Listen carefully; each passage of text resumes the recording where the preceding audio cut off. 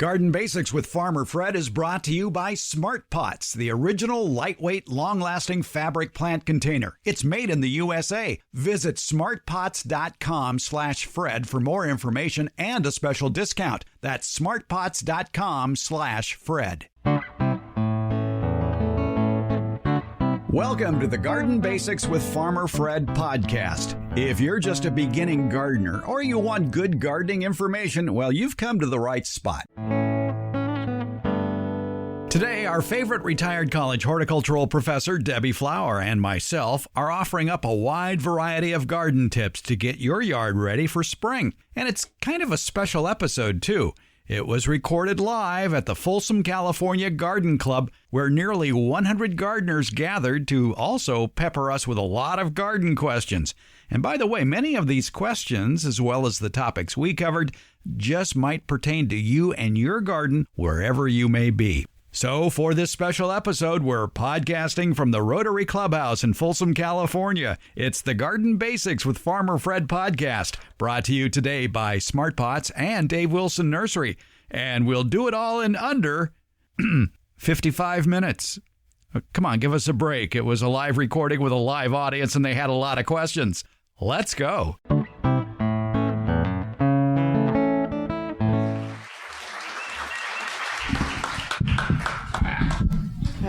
Well, good morning. I'm glad you could all be here. I'm glad I'm here. It's nice to see people. This is nice. I appreciate this very much, to get out in the open and talk to you and talk gardening. My heavens, it's a beautiful day. It's dry, which is unfortunate. And we will have a interesting wandering talk. There'll be a lot of scenic bypasses today, and a lot of it's going to be based on your questions. And your questions are more than welcome. By the way, Jim Kirstein is here. Jim is one heck of a bicyclist, and he is an amazing guy. He is responsible for building and designing and implementing and pushing for the 40 some odd miles of bike trails that exist in the city of Folsom. And yesterday I did a bike ride with Jim. We did a 62-mile bike ride. So on this bike ride, I said, "Hey, Jim, did you know I'm speaking at the Folsom Garden Club tomorrow?" He goes, "Oh, okay, well, I got to do a run, and I don't think I'm going to get there in time." And then I said, "Well, Debbie Flower is going to be with me." And he goes, "Okay, I'll be there." So we're here for Debbie. That's the first I knew about that. Yes. But Jim, thanks for coming here, and everybody else, thank you. And thank you, too, for listening to the radio show all those years as well. I appreciate it. All right. Mm-hmm. And can I have that book right there? Thank you. I don't know why you have this book here, but it is one of my favorite books. It's called Plant Propagation. It's by Alan Toogood. It now has a different look to it, and it might have a different publisher, but it is an excellent book on how to produce plants from plants you already have. Alan Toogood is a really good author of plant propagation books. The first plant propagation book I got in the 70s, I got for Christmas from my dad, and it was written by Alan Toogood, had no photographs, drawings only. Very clear. If you're into buying used books, anything by Alan Toogood about propagation is worth its weight. Is that all you had to say? That's all I had to say. What are some of your favorite garden books? Books? Yeah. Wow, I have whole shelves of books. And I don't go to them as often as I used to. I use that thing called Google. But Google isn't always sufficient. I have an old plant propagation book by Hartman and Kester. Yes, Hartman and Kester. Hartman and Kester. And I was grafting. I have two apple trees, North Pole and I forget the other one, but they're the columnar ones. I just have to grow things to grow things. They produce horrible apples. Don't get them for apples. But they grow straight up. And so, the scion died. I just had the rootstock. Explain what a scion is. Scion is the desirable cultivar that you want to get off of that fruit tree. And then that's attached often in ornamental trees as well, often to what's called rootstock. The rootstock provides the roots, provides the basics for the plant. And the rootstock is chosen for a couple of reasons. It's chosen to adapt to the location where you are. soil, insects, pH, water, and also it influences the tree. So the reason this North Pole, and I can't remember the other one, Cyan's name, are very tall and skinny has a lot to do with that rootstock. But I had lost the cyan on one, and the other one was sending up all these suckers from the rootstock. So a sucker is just a growth off of the roots. So I ordered cyans from a company I found online, and they were very nice. They mailed them to me. They wished me luck in my endeavor, and I wanted to attach them. And so I went to my Hartman and Kester and looked it up. I have a lot of propagation books. I have a lot of, there's a lot of stuff online, but I wanted to know what the grandpas in the propagation world had to say. And then recently, I propagated my peach. It was a frost peach. Somebody gave it to me. Don't grow it. The reason people buy the frost peach is because it does not get peach leaf curl.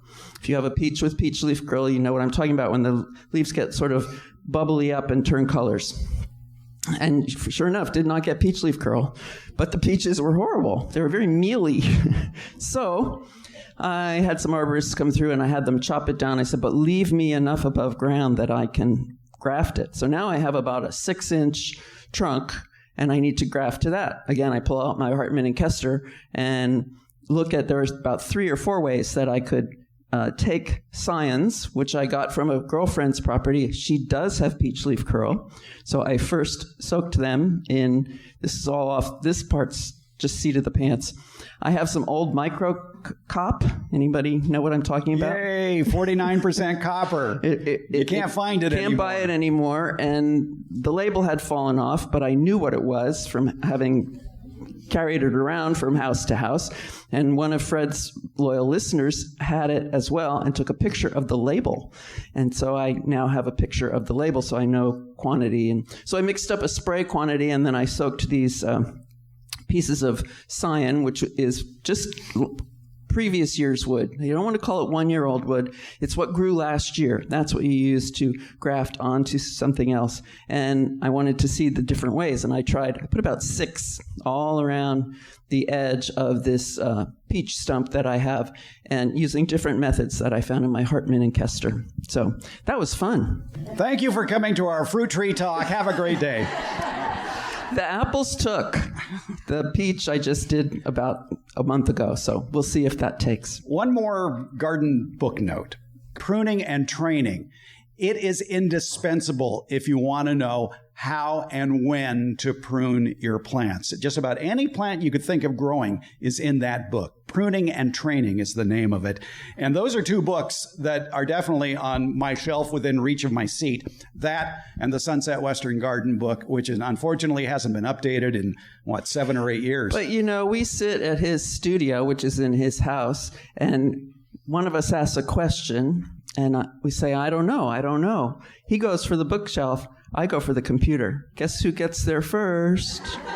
Yeah, but how accurate is it? That's true. Yeah. You got to know your sites. That's very, very true. And if you do a lot of internet searches, and we do a lot of internet searches on garden topics, it's always helpful to put in something that might lead you to accurate information.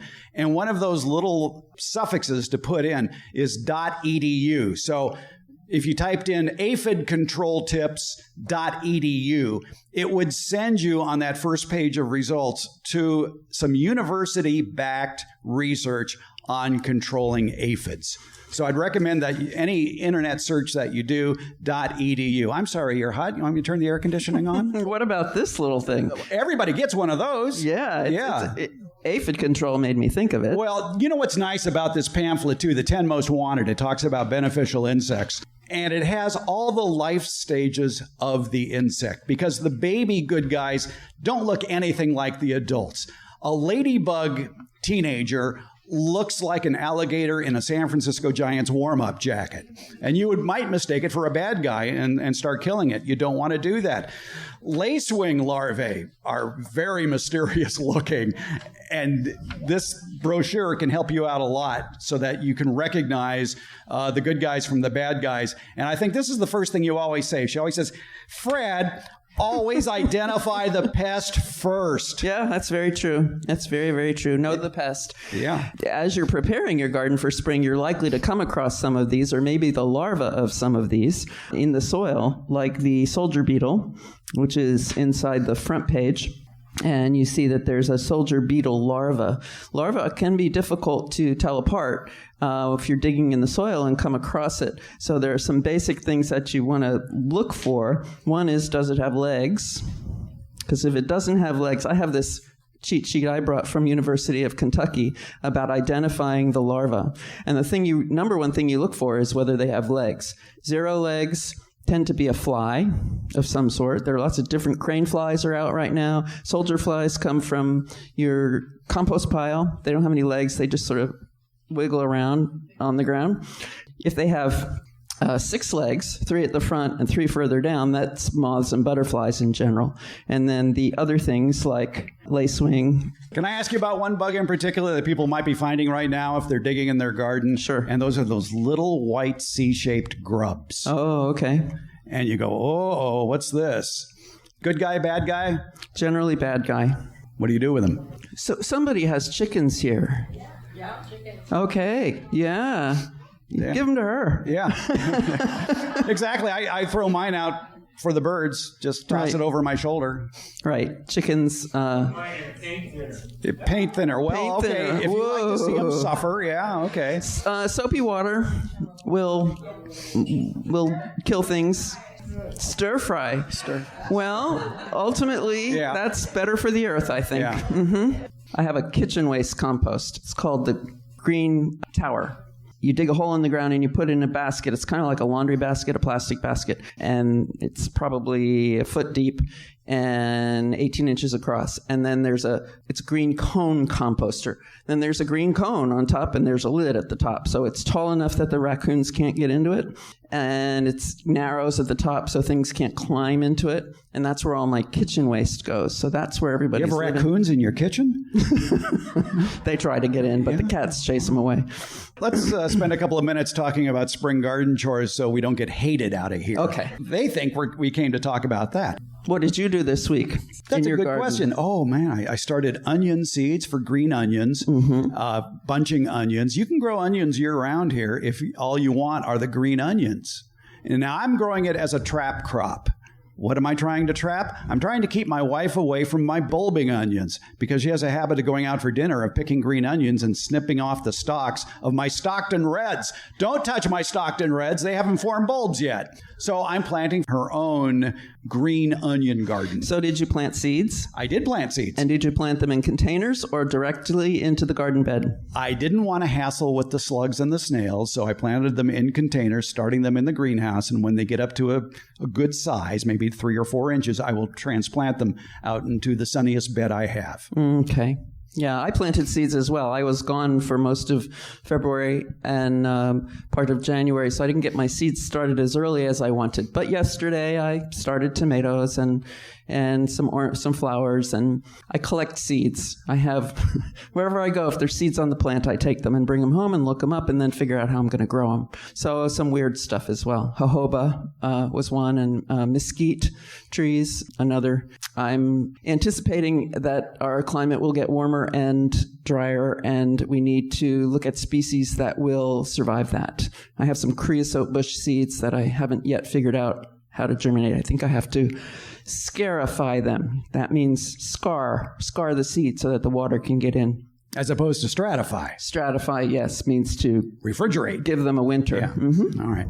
That brings up a very good point about a spring garden chore that you all should be doing to preserve more soil moisture, because who knows where the next step in water restrictions is going to be. Probably going from 2 days a week to 1 day a week would be my guess. But you can train your soil to retain more water, so it will be happy with 1 irrigation a week, maybe even less. And that's by a combination of adding compost to your soil and then mulching the top with several inches of an organic mulch. What are some of your favorite mulches? I chase down arborists. I woke up one morning and heard a saw. Okay, that's a saw. Heard it again. Yeah, that's a chainsaw. Then I heard the chipper go. Jumped out of bed, made myself presentable, got in the car, and drove around the neighborhood till I found the arborist and said, can I have those chips? And I have a place in my yard where they're piled. I have a pile right now, and I move them around. And I've done this for many years. There are certain plants I cannot grow because my soil is so water retentive. So that's something to consider. She came to brag. And I lost some things too. It's called Phytophthora. It's a disease that builds up when moisture. It's a disease in the soil that enters the plant when moisture is around, like the trunk of the plant.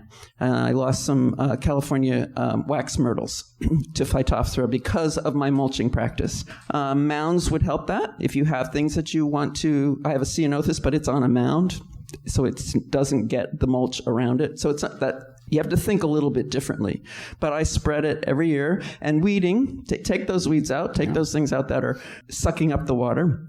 Did a lot of that this weekend. And then put the mulch down. If you are a pre-emergent user, this month is the month to use to apply the spring pre-emergent. I would put that on first and then the mulch on top of it. Remember, though, that if you apply a pre-emergent, you cannot disturb the soil afterwards. You don't want to break up that invisible protective shield. So have your bed ready to go and then put down your pre-emergent. Would you plant before adding a pre-emergent? Yeah, if I'm going to plant, I'm going to plant But first. it would have to be plants. It couldn't be seed because the pre-emergent would stop the seed. Right. So it has to be plants. And if I consider it a compliment when something desirable shows up on its own somewhere else in my yard. That won't happen if you use a chemical pre-emergent. Can we talk about zone extending? Oh, yeah. Can we plant our tomatoes out right now? Maybe if you live in Phoenix or Tucson. Or you use a zone extender. Or you use a zone extender. It could be walls of water or a row cover, a hot cap, something like that. But you mentioned an interesting plant, the California wax myrtle. Yes. And up in the Sea Ranch, they have a very limited plant palette they can choose from that they're allowed to plant. Oh. And one of them is California wax myrtle. So I'm thinking, well, coastal. It likes it by the coast. Mm-hmm. Are you having success with the California wax myrtle zone extender you? They lived the first place I saw them was downtown at the EPA building in downtown Sacramento. So they were not looking great. So I, of course, wanted to try and make them look better. And they did look very good for a number of years. My landscape has been in 10 or so years. And I had 3 of them, and the last 2 just died this year. So for a while, yes, they did look good. Okay. It's sort of like coast redwood trees. Oh, yeah. Yeah. Please don't plant coast redwood trees here. It hurts the plant too much. 15, 20 years down the line, they're going to get some sort of Botryopsera. There's a lot of diseases that they're susceptible to when the humidity is so low. Coast redwoods get 50% of the moisture they need from a marine layer of fog. That's why those leaves on a coast redwood are designed the way they are. It's designed to accumulate fog, to form it into drops that will irrigate the plant and keep the plant happy. And that's not something we can imitate, even if we... Exactly. But how about instead of a coast redwood, you want that Christmas tree in your yard? How about something native to the Sierra foothills, like a deodar cedar? Mm-hmm. Better choice. Yep. And slower growing, too. Mm-hmm. And takes a different kind of irrigation. Sometimes see them planted together. The deodar cedar takes a less frequent, much deeper irrigation, whereas the coast redwood takes more frequent. If you've ever had mulch around a coast redwood, you know that the roots are right up there in that mulch. Definitely look at the water requirements of any plant you want to put in, and try to be shying away from those really thirsty plants and going to ones where the water requirement is low to medium instead of medium to high. Mm-hmm. And that's a hard habit to break. But in the new reality, we're going to have less water to work with. So if you can keep your soil more moist, choose a plant palette that has more resistance to a lack of water. I mean, it's still getting water, but instead of getting water every week, it might survive easily on once a month irrigation. Most of my yard is irrigated once every 2 weeks. And it's all drip. Except for my No-Mow fescue lawn. Which is irrigated. Pop-up. Yeah, pop-up. Impact heads. Impact heads. No, not impact heads. Rotors. Okay, rotors. Rotors. The MP rotors. The MP rotors by Hunter are a great improvement over the old spray sprinklers or the god-awful impulse sprinklers. And it uses a lot less water. It applies the water more slowly. The MP rotator heads put out little fingers of water that go back and forth like that. It takes longer to irrigate, but you get less runoff. And that is so important in a city like Folsom where all the streets are not level and none of the streets are straight either. You must not be from the East. Yeah, exactly. I'm used to grids. I'm from New York, and when I moved west, I couldn't believe that all the streets are straight. We mentioned pulling weeds. That's important. Yes, but about the irrigation every 2 weeks, that's the key, is that when you do irrigate, you irrigate a long time. Drip system, it's hours. With the MP rotators, we do it 2 or 3 times in one day, about 20 minutes till it starts to run off. Then stop. And it's on a timer, of course, but this is how I figured it out. Water until it starts to run off. Stop for the amount of time I just watered it. Turn it back on, do it a second time, stop again, do it a third time. Put a lot of water down, and then have a way to hold that water. It's the organic matter that holds the water in your soil. We did a great lab when I taught soils where we had clay clods, dry, and we had dry organic soil clods. So it wasn't, I don't know if it was technically an organic soil on a soil analysis, but had soil with organic matter in it. We had these buckets made from just a screen, fairly large. I think of suet feeders. You know what a suet feeder is? Yeah, it has kind of big squares, metal, and they were shaped to hold these clods of soil. And then we had the students put them in water and just watch. The one that was just clay fell apart just like that. The one that had organic matter in it stayed together and absorbed the water. Big difference, huge difference. The easiest way to get that organic matter into your soil is to mulch regularly. It's a lot of work, but sometimes the arborists will hire their guys out to do it for you, to move it around. There's ways to get it done.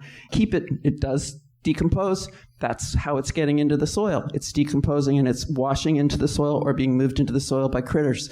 And then you can water a lot. You can get a lot of water held into that soil and then not have to water again for a long time.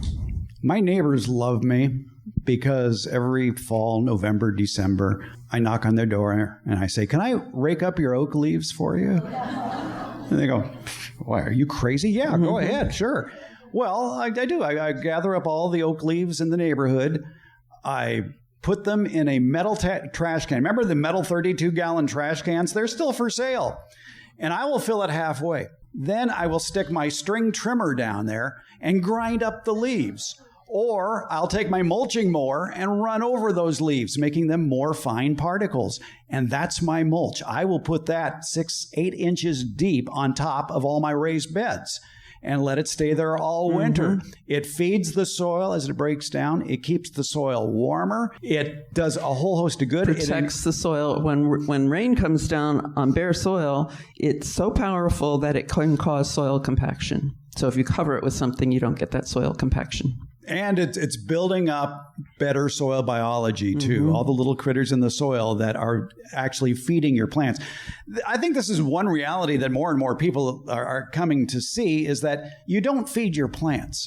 You feed the soil. And then the soil feeds the plant. There's a lot of mycorrhizal activity down below the root level where these critters are taking the nutrients from the soil, converting it into a way that the plant roots can assimilate.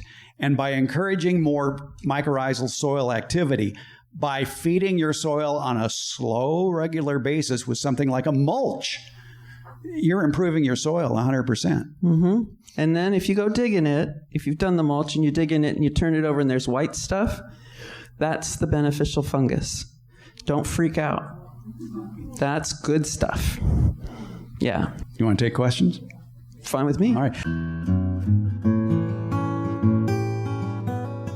You've heard me talk about the benefits of Smart Pots, the original award-winning fabric container. Smart Pots are sold around the world and are proudly made 100% right here in the USA. Smart Pots is the oldest and still the best of all the fabric plant containers that you might find. Many of the imitators are selling cheaply made fabric pots that fall apart quickly. Not Smart Pots. There are satisfied Smart Pot owners who have been using the same Smart Pots for over a decade, actually approaching 20 years. When you choose Smart Pot fabric containers, you know you'll be having a superior growing experience with the best product on the market. And your plants will appreciate Smart Pots too. Because of the 1 million microscopic holes in Smart Pots, your soil will have better drainage and the roots will be healthier. They won't be going round and round on the outside of the soil ball like you see in so many plastic pots. The air pruning qualities of Smart Pots creates more branching of the roots, filling more of the usable soil in the Smart Pot. Smart Pots are available at independent garden centers and select Ace and True Value hardware stores nationwide. To find a store near you or to buy online, visit smartpots.com/Fred. And don't forget that /Fred part. On that page are details about how, for a limited time, you can get 10% off your Smart Pot order by using the coupon code FRED. Use it at checkout from the Smart Pot store. Visit smartpots.com/Fred for more information about the complete line of Smart Pots lightweight, colorful, award-winning fabric containers. And don't forget that special Farmer Fred 10% discount. Smart Pots, the original award-winning fabric planter. Go to smartpots.com/Fred. If you haven't shopped at your favorite independently owned nursery lately, well, you're missing out. Now arriving are Dave Wilson Nursery's excellent lineup of farmers market favorites. It's great tasting and healthy fruit and nut varieties. They're already potted up and ready to be planted. We're talking about almonds, blackberries, blueberries, boysenberries, figs, grapes, hops, kiwi, mulberries, olives, pomegranates, and much more. Oh, you want more? Well, here you go. Your favorite Dave Wilson bare root deciduous fruit trees are arriving. Peaches, plums, cherries, including my favorite, the plum apricot cross, the pluot. Wholesale grower Dave Wilson Nursery has probably the best lineup of great tasting fruit and nut trees of any grower in the United States. Find out more at their website, davewilson.com. And while you're there, check out all the videos they have on how to plant and grow all their delicious varieties of fruit and nut trees. Plus, at davewilson.com, you're going to find the nursery nearest you that carries Dave Wilson's plants. Your harvest to better health begins at davewilson.com. If you have a question, you have to use the microphone over there. Thank you very much. We'll see if it works. So I love this oak leaf idea. Does it work with other leaves, and you just go and knock on people's doors and offer to do it? Well, usually I'll interrupt them while they're raking and say, hey, can I do that for you? Oh. And then, I take it back. And yeah. So other trees work? Yeah, I think as long as the leaves aren't diseased. Yeah, like what's a nasty one, like a liquid amber? Well, you don't want the seeds that might come you don't with want that. the seed balls. Yeah. How about sycamore or sycamore might have powdery mildew or anthracnose. Okay, so not all. Well, that comes up. When we discuss diseases, there's a disease triangle. So you have to have three things in order to have a disease occur. You have to have the host. So if we're talking about a sycamore, you would have to have a sycamore on your property. The pathogen, which is the disease, that would be the anthracnose or the powdery mildew that is on those leaves. But you also have to have the environment that causes or allows the disease to thrive. When you take the leaves off the plant and put them in your property, or especially if you're going to whip them up, cut them up, as Fred was talking about, the environment for powdery mildew is fairly specific. It's temperatures in the low 60s and humidity, I forget what, 30%? Yeah. About 30%. You're not going to get that in a pile on the floor of your garden. Same with anthracnose, a very specific environment. So you haven't completed the disease triangle. So there is zero evidence that bringing diseased wood chips or leaves into your yard, unless you lay them right under the plant and touch up to the plant, will transmit disease. There have been experiments done, but to date, there is zero evidence. Trying to think of what trees we might have, ubiquitous around here. Crepe myrtles, powdery mildew on crepe myrtles. Sure. Olives. I'm allergic to them. I took my antihistamine this morning as well, and I'll take it again tonight. Yeah, I'm very allergic. So we'll take questions if you want to come up here and ask. And by the way, Janice, since you were the first to ask a question, I'll do this as long as the supply holds out. I have for you the 2022 Sacramento County Master Gardener Garden Guide and Calendar. Thank you. Ask a question. Yeah, just ask it. Okay, here we go. Hi. Quick question. Now we're all propagating for the plant sale for the garden club. And I've got like little seedlings of tomatoes, but I was thinking of trying to do a few more because mine are looking a little peaked and so on. Anyway, long story short, I heard your podcast. I know what a podcast is. I do subscribe to it and your newsletter. But the question is that I chose the celebrity tomato because that was highly recommended for our area. Mm-hmm. It was iffy about the Cherokee purples, but they were my mother's favorite, so I'm going to give it a shot. And then I've got a bunch of sun golds, little seedlings to go, but I'm thinking of some of the other ones that were recommended on the podcast, which I don't remember on the top of my head, but I have it in my notes. That's right, and they're in the newsletter too. Oh, good. Yes. Yeah. Yes. So are we too late to try to get some in before late April? No, it's winter. It's still winter. And we have a really long growing season. Yeah. But when you start those tomatoes, you need to give them a few things. Once they're up out of the ground, extremely strong light. If they're indoors, I am not well versed in LED lights, but there are LED lights that work, or you just use two fluorescent tubes, a warm one and a cool one, but they need to be within 2 inches of the top of the plant. Very strong, and they need to be new bulbs, not the ones that have been in the garage for ages, been used in the garage. If they're unused, that's okay. The other is movement, wind. Yes. A fan, or the original experiment had graduate students shaking a table for 10 minutes a day. But just like we have to lift weights or whatever to, or do push-ups to create muscle, plants have to move to create what's called reaction tissue. So I have a fan across the room because I have it indoors. I have the grow lights. I have the little shelves. Good. And Great. A friend of mine just said, you need to get them like 3 inches to the light. You need them very close to the light. Getting yellow. Right. So if you don't have a grow light yet and you're considering one, you need to find one that can move. Both sides can move independently. I have a greenhouse now, but when I last grew seedlings indoors, I hung eye bolts in the ceiling. I hung the lights. It was a fluorescent, at least a 2-tube. It might have been a 4-tube fluorescent on chains. And then I could adjust the chains on the two different sides, and the light could go up or down as the plants grew, and I could move them around. But it has to be very close. That's another lab we did with light meters. Good light meters are hundreds of dollars, so it's not something you're going to own necessarily. But I had the students measure the light right here and then right below it. Difference was incredible. Up at the fluorescent light, a foot below. Dropped by tens of numbers down on the desk. We need 50 foot candles to read. To a plant that's a cave. But to go back to your question, you get a calendar because you asked a question. Thank you. All right. I'm telling you, folks. More. Ask some questions. To answer your question more directly about when to plant tomato seeds, you could start tomato seeds anytime from mid to late February to mid to late May and still develop a crop because we have a long growing season that goes through November. If you're timing it for a plant sale, at school we use 9 weeks for almost anything we started from seed.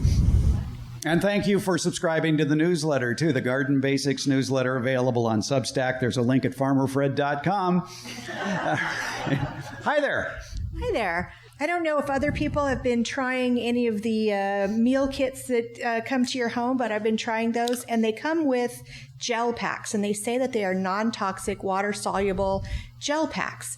And I know there used to be little beads that would absorb water that you could put in your soil to help maintain moisture in your pots and that kind of stuff. And I'm wondering if those gel packs could be incorporated into the soil to help hold water for especially pots. Is this why your name tag is backwards and I can't see your name? Because somebody has been emailing me that question a lot. They're very worried. Discussed it wasn't you, Julie. Okay. I know, and I did some research on this, and I can't find any place from the manufacturer of those gel packs that it's safe to use in soil. Or from scientific experiment by horticulturists that's been asked. If you don't know about it, there's gardenprofessors.org, I think. They're on Facebook, the Garden Professors. They've discussed it as well, and nobody has a conclusion. Yeah, so if you want to experiment yourself, I'd start in a container. Do something that if it dies, you're okay with that.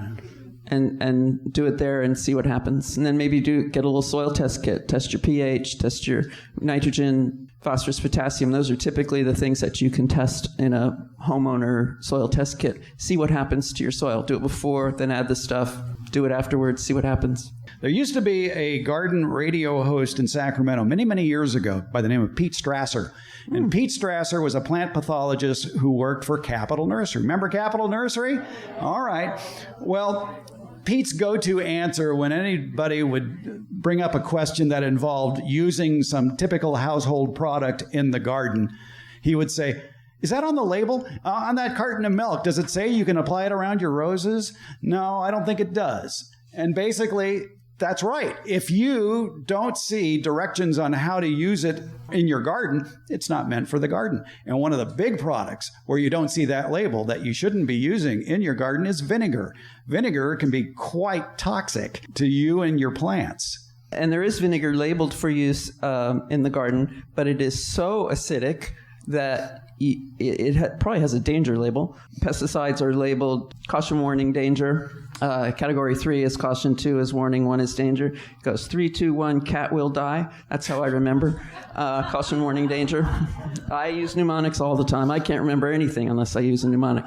Anyway, danger is the highest level, and you should always wear eye protection, gloves, long sleeves, socks, shoes, long pants, but you can really hurt yourself with a danger pesticide. Kitchen vinegar is 4% acetic acid. Horticultural vinegar is 20% acetic acid.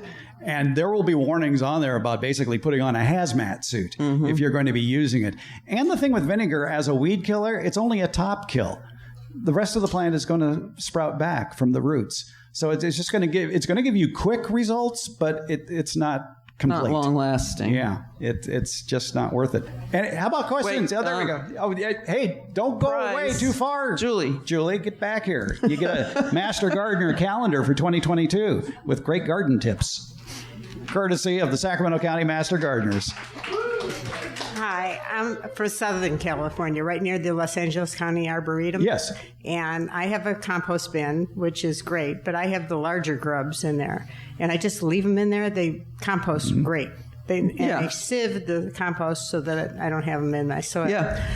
The only thing is the animals like them. You know, the raccoons and skunks think so. Do they your compost is an open compost? Yeah, an open. So they get in. Yeah, but they just dig it up and right. I put it I was going to say, what would the danger of that be? Yeah. Right. But your leaf idea, I do the same thing with the arborist and get all the mulch and put it in my garden. It's great. I've done it for years. By the way, bribing the arborist with a 6-pack of beer helps too if you want that load of chips. They don't have to put stuff in the landfill. Right. It saves them money. Saves them money. Yeah. They just dump it in my yard. But the guy, my tree trimmer, gives me clean. You know, he makes sure it's not a disease. Yeah. So it's good. But I have a lot of citrus trees, quite a few, and they're ever dropping leaves. I leave it there. I used to take it away. Now I leave the leaves there. Is that okay? I mean, my trees are doing great. I would chop them up first and make them I do. smaller. I chop everything with my lawnmower. Okay. All right. Because they are a rather thick leaf. Yeah, they are. Yeah. And just make sure that they don't build up around the trunk of the plant. Right. Because and then my apple tree is also, I've just decided to leave the leaves there. So if the apple itself is not diseased. No, That's the one case where if it's right under the plant, it has spores of whatever. Right, whatever it is. Yeah, Okay. can get up into Especially the tree. codling moth. Splashing. Yes, if it has that as Yeah. well. Yeah. Yeah. Okay. Thank you. Yeah, good luck with that. Oh, you get Renee, this calendar will work down in Arcadia too. So it's enjoy that. Hi there. Hi. I have a question about something totally different from that we've been discussing. Good. I have some nandinas that spread. Mm-hmm. How can I kill them? You can't. Just move. Oh. That's the only way. I've taken the house I bought had Nandina all up my very long driveway and across the property, and I've taken to going out about now and cutting the fruit off and collecting it in a bucket and putting it in the green waste can so that it doesn't end up in because I have babies showing up everywhere. Yeah. Are you digging it up?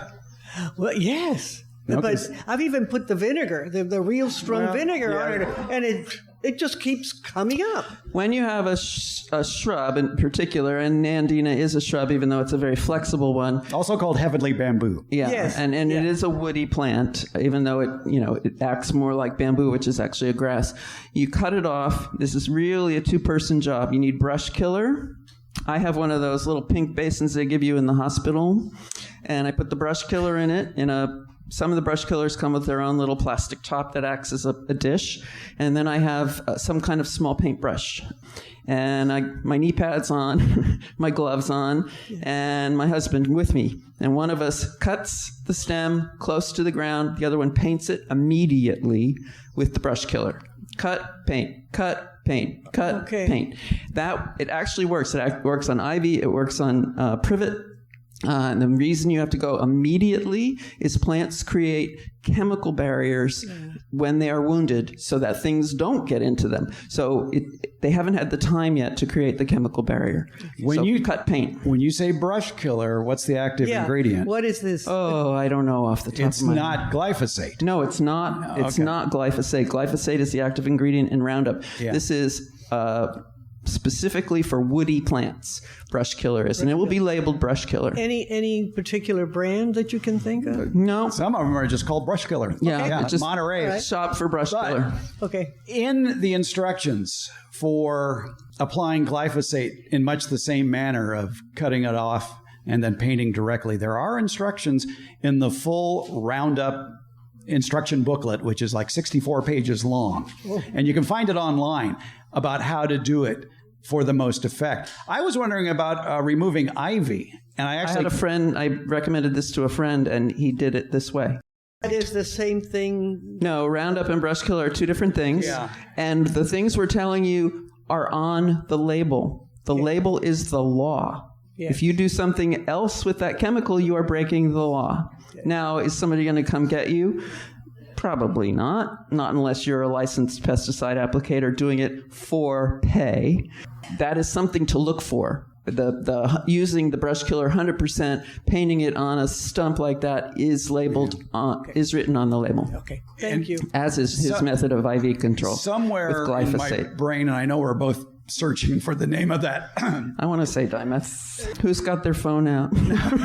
Brush killer label. Yeah. Basically, when you do brush killer, the active ingredient will be different from glyphosate, and it's much stronger. Yes. And it's how I killed off liquid amber sprouts that came up after I removed 14 liquid amber trees. And my property's been empty been unoccupied for 2 years. We bought our house from a bank, and there were all these privets. Everything else had died, of course, because it wasn't getting irrigated. All these privets. My husband and I spent a day going around, cut, paint, cut, paint, cut, paint, and it works wonderfully. Tricloper. Yeah. Tricloper. Thank you. Yes. TRICLOPYR. Tricloper, PYR. PYR. Yeah, is the active ingredient. You'll find that in a lot of brush killing So, products. pesticides have an active ingredient listed on the label. There's always an active ingredient table on the label, and it will say what chemical is in it and at what percent. Then it will have inert ingredients, and all of that will add up to 100%. And it should say on the pesticide label, for use on woody plants, to kill woody plants in landscapes, or something like that. A general statement of use. By law, labels have to have that on them. And remember, too, that you cannot free fall from that label as far as figuring out and assume that, oh, well, if this weed killer will kill this, it'll kill that. No, the weed that you're trying to kill or the plant you're trying to kill with an herbicide has to be listed on the label. Read and follow all label directions, as we're fond of saying. Yes, go ahead. We have time for maybe 2 more questions. Real quick. I think crabgrass in my lawn is one of the happiest grasses that grows. And I don't know how to get rid of it. I've tried many things, Roundup, of course, and other products specific for crabgrass, but it doesn't care. It just keeps growing. Is this a perennial crabgrass, or does it resprout every year? Well, it dies down in the winter, and then there it comes, and away it goes. This is the time of the year, early March, for applying a pre-emergent to control one type of crabgrass. One type. Which is an annual. Yeah. It grows from seed. So whenever another mnemonic, you want to get your weeds before it sets seed. What was that? B-I-S-S. Before it sets seed. Okay, we need to positively identify the type of crabgrass you have. I wonder if it might be Bermuda. Is there any chance it's very happy Bermuda? It's a thicker leaf. Mm-hmm. And it's a clump. It's a clump. Okay, yeah, and it's not Bermuda. And then it'll send out seed shoots that have little seeds on them. That's, if you get that far, cut it off before they fly for sure. Yeah. But pre-emergent would be your control. And when my fescue lawn which my husband insisted we start from seed, the first couple of years, around this time of year, I didn't use pre-emergence as such. I didn't go and buy a chemical. I bought chicken manure, compost bag dried chicken manure, and laid that. And that, it's one of the principles of mulch. Seeds have a fully formed plant inside of them and enough food to germinate, get the roots down, get the baby plant up in the sunshine, and then it runs out of seed food and it has to make its own food. If you put on a layer of mulch thick enough, and with the chicken manure, I'm talking probably 1/2 inch to 1 inch, the seed will germinate. It'll put down its roots. The baby plant will come up, but it won't have enough food to get through that 1/2 inch to 1 inch. And so you're fertilizing the lawn with organic matter and the nitrogen that's in chicken manure. Pick it up in a pickup truck if you can, or drive with the windows down. My car stunk for weeks after that. But very convenient, comes in a bag, spread it on the lawn, and that helped prevent the weeds in my lawn. We're delving into a scenic bypass we don't have time for, which is soil solarization and sheet mulching, which are also effective ways of controlling crabgrass. Invite us back sometime. We'll talk about that. Thank you. All right. Beth, get a calendar. Here you go from the Master Gardeners. Hi. Hi. When you first started, you introduced Debbie as Debbie Flower, and I was like, is that a nickname? No, I'm not familiar with Debbie Flower, so I looked you up. Oh, boy, what'd you find out? My record's not that bad. I mean... It wasn't that bad. So it claimed that you're a professor at ARC? I was, yeah. I'm retired now. You're retired now? Okay. So I am curious about your last name, how lucky you are to be in this profession with the last name of Flower. It's my real name. You could also look up Frank M. Flower and Sons Shellfish Farmers in Oyster Bay, New York. That was the family business. I never changed my name when I got married. I already had my bachelor's degree, but it was also the 80s when people didn't change their names when they got married. And gotta say, in this industry, it's memorable. People don't forget me. It works. For good or bad. It works. I love it. Thank you. She's real. She has dirt. Don't go away. You get a calendar. Appreciate it. All right, one more, and then we got to eat or something. All right. Debbie, I used to work with you at ARC. Oh, wow. Yeah. Where did you work? I was assistant for Robin Neal in administration. Oh, okay. But she would put together with her class, they would arrange flowers, and 2 days a week, we could go buy their flower arrangements. And I'd always get my Thanksgiving centerpiece. Yeah, they were great. Horticulture was a very active department. We had 3 acres of land. We had tons of equipment. We had a floral arrangement program and you got to buy flowers for that, right? So our very dedicated floral instructors would go to the wholesalers and buy the day olds that they couldn't sell to the commercial floral arrangers. But they lasted, man. Those arrangements were beautiful, and they lasted because the students were taught really, really well. That was the beauty of the AR horticulture department, was they taught the students practical, knowledgeable skills about being in the actual real world when it came to horticulture, down to what sort of truck you should buy if you're going to be doing mow and blow. When I got my master's at UC Davis, and I took a full quarter, it's a quarter school, a full quarter in irrigation, I could calculate pressures and pipe sizes and I could place head emitters. I came across my final exam when I was cleaning the house recently, and that's what it was. That's what it was. But I came home and dug up my irrigation system at home to see what was actually under there. So, because we never put pipes together, we didn't attach things, which that's the beauty of a community college. You're going to actually attach things. I like what you said a couple of weeks ago on the podcast, that somebody asked you, "Oh, you're a professional. I bet you never kill plants." Oh, no, I kill. This is my cousin's wife. Said, "I kill plants. I just know how to do the autopsy." Thank you for coming out today. We appreciate it.